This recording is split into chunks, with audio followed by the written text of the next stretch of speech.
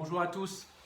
Dans le cadre de la sortie de mon livre de préparation au concours de commissaire de police, Toi, ce futur commissaire de police, la méthode infaillible en 7 points pour réussir le concours, livre qui, je souligne, est à jour de la réforme du 24 juillet 2023, dont les modalités d'épreuve s'appliqueront dès la mi-janvier 2024 aux écrits.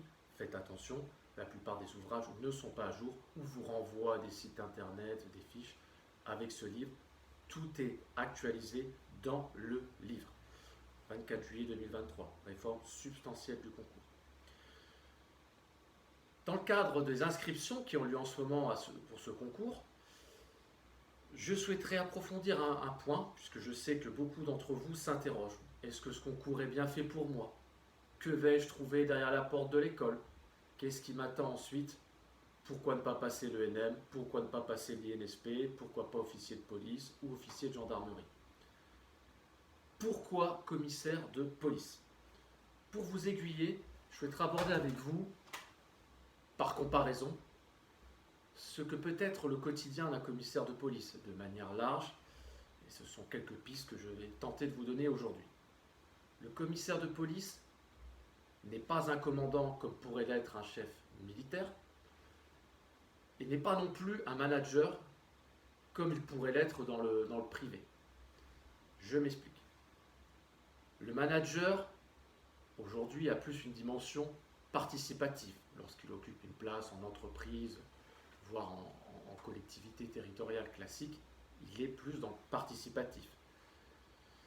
C'est-à-dire qu'il fait vivre sa société, il fait vivre sa structure, son unité, en prenant les avis et en tranchant au final, en instaurant un dialogue social. Il est davantage en participatif que dans le directif. Au contraire, le commandant d'une unité militaire est dans le directif. Il n'a pas à tenir compte d'un dialogue social, c'est une entité militaire avec une hiérarchie très structurée. Les gens qui s'engagent savent ce qu'ils vont trouver dedans.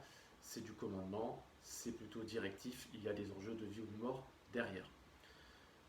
Le commissaire de police se retrouve finalement entre les deux.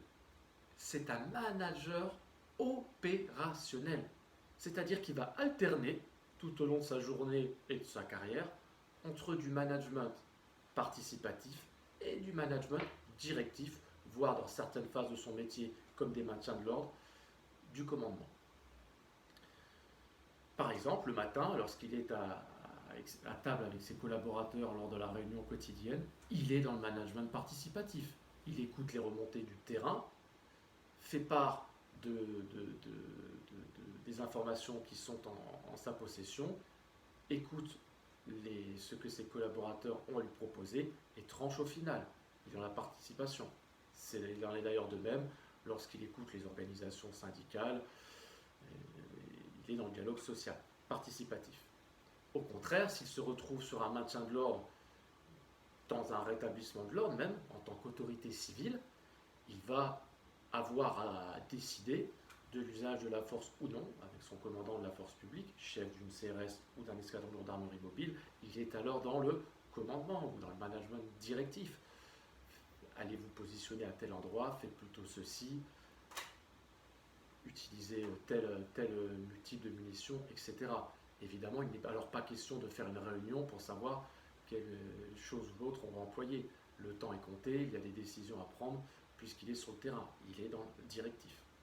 Autre subtilité du métier de commissaire de police, à la fois autorité administrative, même chef d'établissement, et à la fois autorité judiciaire.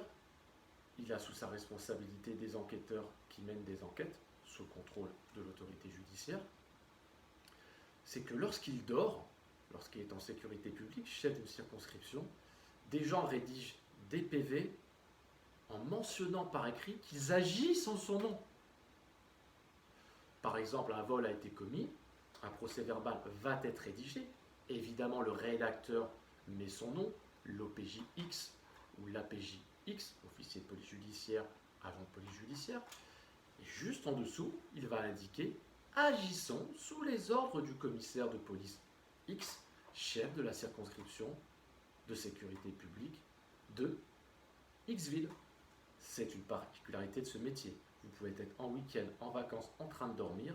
Votre responsabilité administrative et judiciaire perdure, puisque les gens mentionneront votre nom tant que vous serez à la tête de cette unité sur des procès-verbaux qui peuvent aller jusqu'à des audiences au tribunal. C'est un petit peu la particularité de ce métier. Aux étudiants ou professionnels en cours de reconversion qui s'interrogent, pourquoi pas l'ENM finalement, la magistrature?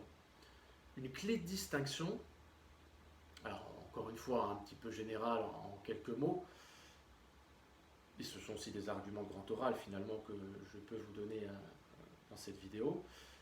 Les magistrats sont des techniciens de très haut niveau du droit, puisqu'ils ils vont dans le détail, ils vont jusqu'à ficeler un dossier techniquement parlant pour le préparer à l'audience, qu'il soit du siège ou du parquet.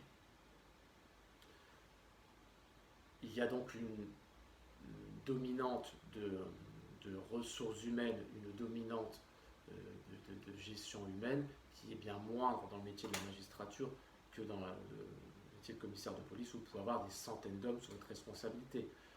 Le métier de magistrat est en un davantage technique, de très haut niveau. Il y a évidemment un temps incommensurable passé chaque jour pour préparer ces dossiers, les traiter, et il y en a de beaucoup. Et évidemment aussi assister aux audiences et les diriger. Donc, être plus dans, peut-être dans la recherche de ce volet technicien de très haut niveau du droit. Ensuite, si vous êtes davantage attiré par le fait de changer de carrière, le fait d'être dans une vie de cabinet, ce sera peut-être l'INSP. Vous pourrez, l'Institut national du service public, ex-Sénat, vous pourrez retrouver sur certains postes, vous pourrez retrouver cette ambiance du régalien, de la sécurité publique, directeur de cabinet d'un préfet par exemple. Évidemment, vous n'y ferez pas toute votre carrière. Vous n'y ferez pas toute votre carrière. C'est une des possibilités à la sortie de l'école. Ce n'est pas absolu. Et vous serez alors très généraliste, encore une fois, vu de très haut, et vous aurez également une vision économique. Tout ceci se retrouve dans le livre, comme les épreuves et comme les épreuves écrites et les épreuves orales, avec des exemples corrigés. J'espère que cette vidéo vous a été utile. N'hésitez pas à vous inscrire, c'est en ce moment, et bonne chance à tous.